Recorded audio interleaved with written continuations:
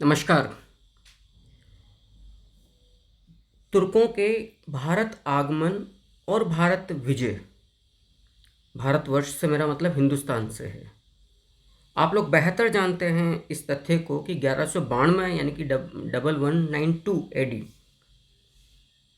1192 ईस्वी में तराइन के सेकंड बैटल में, तराइन के द्वितीय युद्ध में मुइजुद्दीन मोहम्मद बिन साम, शिहाबुद्दीन मोहम्मद गोरी के सिपह सालार, कुतुबुद्दीन ऐबक, उसके 3 दास थे मोहम्मद गोरी के।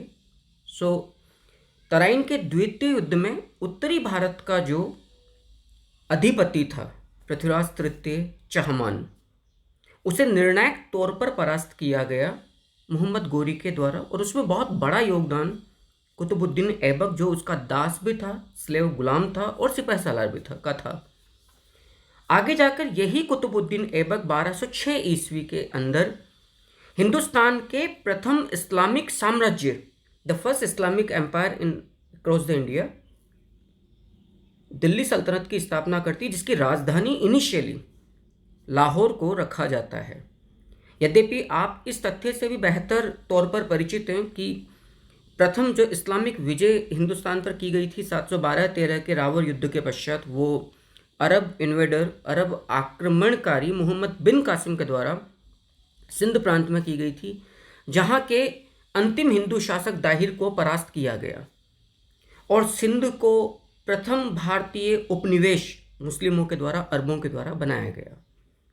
ये तो खैर दीगर की बात है, लेकिन अभी जिस टॉपिक पर मैं चर्चा कर रहा हूँ, फ़ख्र मुदब्बिर, जिनकी प्रसिद्ध रचना जो है वो आपके सामने है, अदब उल हर्ब व अल शुजात।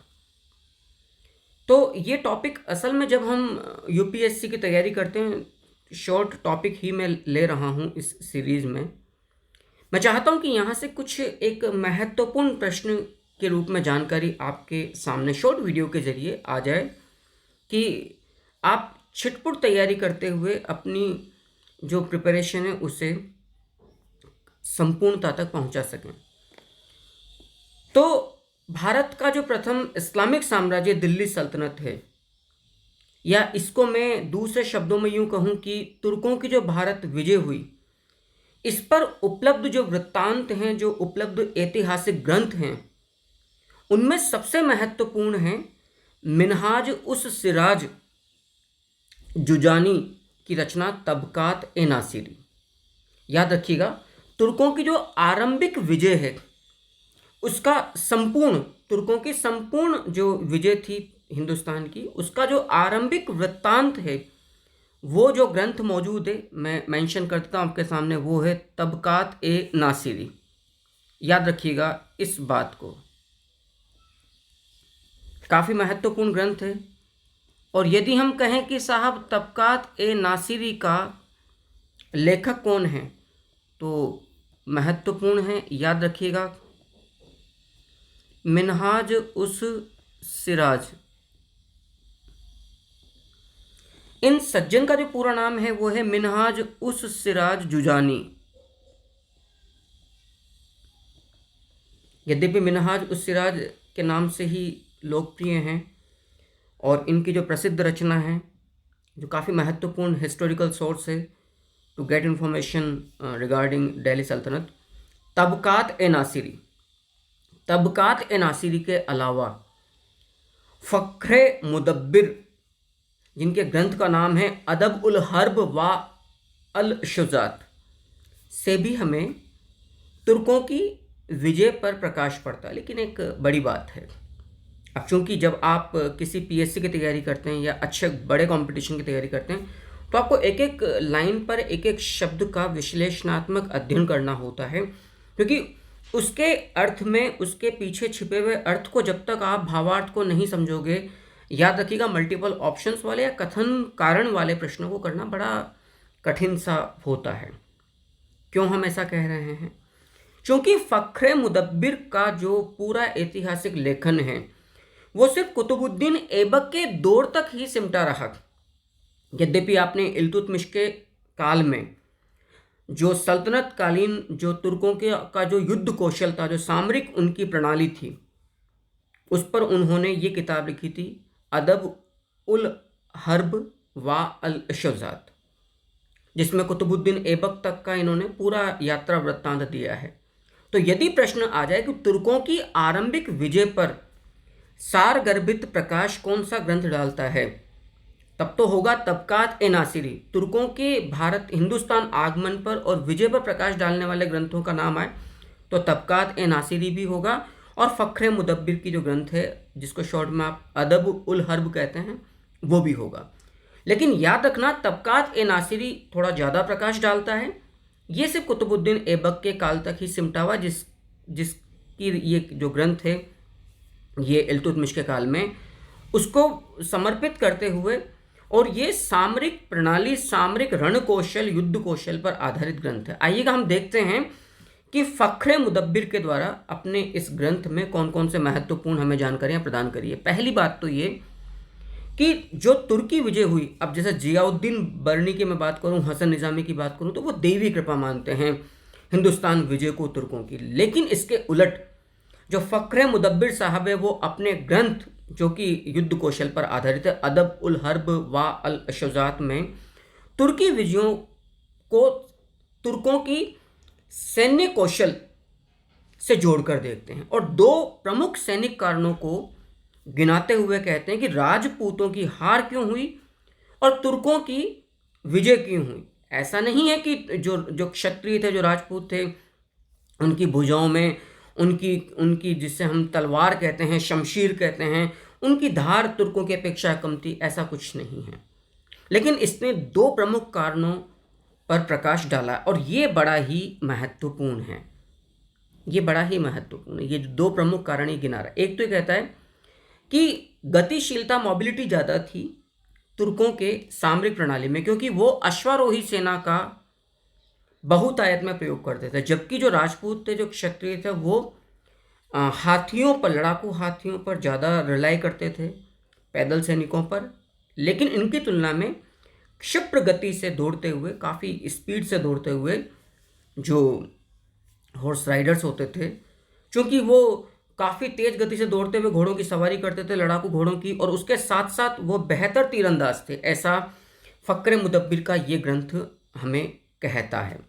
दूसरा, जिस प्रमुख कारण पर प्रकाश डाला गया कि क्यों तुर्कों की विजय हुई और राजपूतों की हार हुई, तो ये कहता है कि राजपूतों का जो सामंती पक्ष था, जो फ्यूडल सिस्टम था, और फ्यूडल सिस्टम पर आधारित जो मिलिट्री ऑर्गेनाइजेशन था, उसने राजपूतों को के पूरे मिलिट्री सिस्टम को कमज़ोर बनाया। कारण कि जहां तुर्कों के पास एक सेंट्रलाइज्ड, एक केंद्रीकृत शाही सेना हुआ करती थी, वहीं राजपूतों के पास किसी भी प्रकार की केंद्रीय सेना का अभाव होता था, और वो युद्ध के टाइम पर अपने सामंतों के द्वारा उपलब्ध करवाए गए जो सैन्य बल होता था, जो सैन्य शस्त्र शास्त्र होते थे, उन्हीं पर वो निर्भर होते थे। तो इन दो कारणों पर फ़ख्र मुदब्बिर ने अपने ग्रंथ, याद रखिएगा काफ़ी महत्वपूर्ण है इस ग्रंथ को याद रखना, अदब उल हर्ब व अल शुजात में वो प्रकाश डालता है। आइएगा कुछ और महत्वपूर्ण जानकारियां हम प्राप्त करते हैं इसी ग्रंथ से।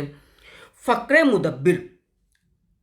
मुदब्बिर अपने ग्रंथ अदब उल हर्ब में इस बात का प्रकाश डालता है कि मुइज़ुद्दीन मोहम्मद गोरी जब 1205-6 ईस्वी में हिंदुस्तान को विजय कर जब लौट रहा था, तो उसने खोखरों को परास्त किया, और जब वो अपने वतन गजनी लौट रहा था, तो उसने अपने विजित प्रदेश हिंदुस्तान का औपचारिक उत्तराधिकारी, याद रखिएगा सक्सेसर, उसने किसको नियुक्त किया? अपने योग्य दास, अपने योग्य गुलाम कुतुबुद्दीन ऐबक को। और इसीलिए कुतुबुद्दीन ऐबक के द्वारा 1206 ईस्वी में लाहौर में जिस वंश की स्थापना की गई, वो कालांतर में गुलाम वंश के रूप में ज़्यादा प्रचलित रहा। ये अलग बात है कि उसे गुलाम वंश कहा जाए नहीं कहा जाए तकनीकी तौर पर, उस पर हम किसी और वीडियो में, सीरीज में, एपिसोड में चर्चा करेंगे।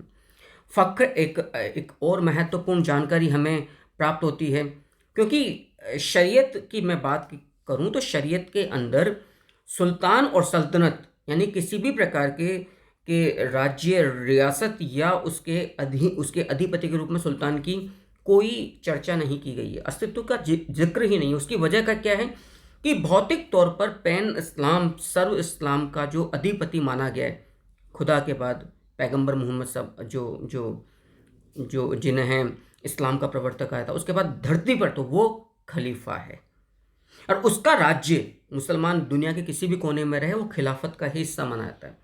लेकिन चूंकि आगे जाकर तुर्की जो सोल्जर्स थे, जो जो कमांडर इन चीफ थे, कमांडर्स थे, उन्होंने अलग अलग क्षेत्रों को जीता और खलीफा से मुंशीर यानी कि अनुमति या औपचारिक पत्र प्राप्त किया अपने जीत। और चूंकि अब खलीफा के लिए पॉसिबल नहीं था कि आप बगदाद में बैठे हो या मिस्र में बैठे हो, वहाँ से बैठकर आप दुनिया के तमाम मुल्कों, तमाम प्रदेशों को जहाँ जहाँ भी इस्लाम फैला उन पर वो नियंत्रण रख सकें। तो अपने सबऑर्डिनेट के रूप में उन्होंने उन तुर्की जो जो विक्टोरियस, जो विजेता सेनापति थे, उनको उसने अनुमति प्रदान करी कि जी आप मेरे नाम पर खुतबे में और सिक्कों में मेरा नाम, खलीफा का नाम रखिए और आप शासन चलाइए, इस्लाम के प्रचार प्रसार का कार्य करिए। तो इसी संदर्भ में फख्र मुदब्बिर अपने ग्रंथ अदब उल हर्ब में सुल्तान को इस्लाम रूपी शरीर का सिर बतलाता है, हेड बतलाता है। यह भी काफ़ी महत्वपूर्ण जानकारी, याद रखिएगा, शरीर का सिर बतलाता है फख्र मुदब्बिर। और फख्र मुदब्बिर ने जो ग्रंथ लिखा है, मैंने जैसा कि अभी पूर्व में जिक्र किया, अदब उल हर्ब, वो इल्तुतमिश को समर्पित है और युद्ध कला पर आधारित है।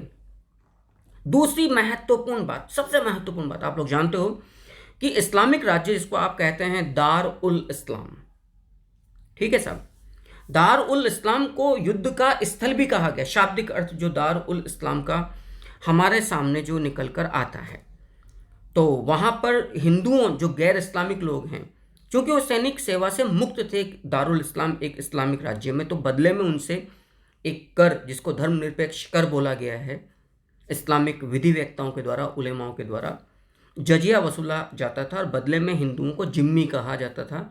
ये खिराज के साथ यानी कि लैंड रेवेन्यू, भू राजस्व के साथ वसूला जाने वाला कर था और आय के अनुसार, वार्षिक आय के अनुसार इसकी अलग अलग 3 अलग अलग श्रेणियाँ थीं। जजिया की वसूली पर, जजिया पर काफ़ी रोचक जानकारी, एक अलग हमें पहलू नज़र आता है जजिया की वसूली को लेकर, जब फख्र मुदब्बिर इस बात पर प्रकाश डालते हैं। ये कहता है जजिया के बारे में कि चूंकि संपत्ति और जो खून है वो हिंदू और मुसलमानों का अलग अलग नहीं है, तो जब हम शासन कर रहे हैं हिंदुस्तान पर, तो हमारी समान निगाह होनी चाहिए हिंदुओं पर भी, because we are collecting revenue from the Hindus, जिम्मी। तो आप जो जजिया वसूलते हुए हिंदुओं के साथ यदि वो जजिया को नहीं अदा कर पा रहे, उनकी अपनी मुफलिसी या गरीबी के चलते, तो जो आप उनके साथ कठोर बर्ताव करते हो, जैसे मृत्यु दंड आपने दिया, वो नहीं होना चाहिए। जरा देखिएगा लाइन टू लाइन क्या वो कहना चाहते हैं फख्र मुदब्बिर, कि जजिया की वसूली के लिए भी फख्र मुदब्बिर ने एक उदारवादी दृष्टिकोण, स्पष्टीकरण रखा है। उसने कहा है कि जजिया अदा नहीं कर पाते हैं तो आप हिंदुओं को मृत्युदंड मत दीजिए, क्योंकि उनकी दृष्टि में हिंदुओं और मुसलमानों के खून और संपत्ति में कोई अंतर नहीं है। उम्मीद करता हूं कि छोटा सा ये एक विश्लेषण था फख्र मुदब्बिर पर। जनरली इस पर आपको अपनी पाठ्य पुस्तकों में एक साथ इतनी जानकारी प्राप्त नहीं होती है। मुझे अवश्य बताइएगा जब आप इस वीडियो को देख चुके होंगे कि कमेंट करके कि आपको ये जानकारी कैसी लगी, और क्या ये वीडियोज़ इस प्रकार के मुझे आगे भी जारी रखने चाहिए। और मैं इंतज़ार करूँगा आपकी फीलिंग्स को जानने का। इंतज़ार कीजिए नेक्स्ट वीडियो का। तब तक के लिए नमस्कार।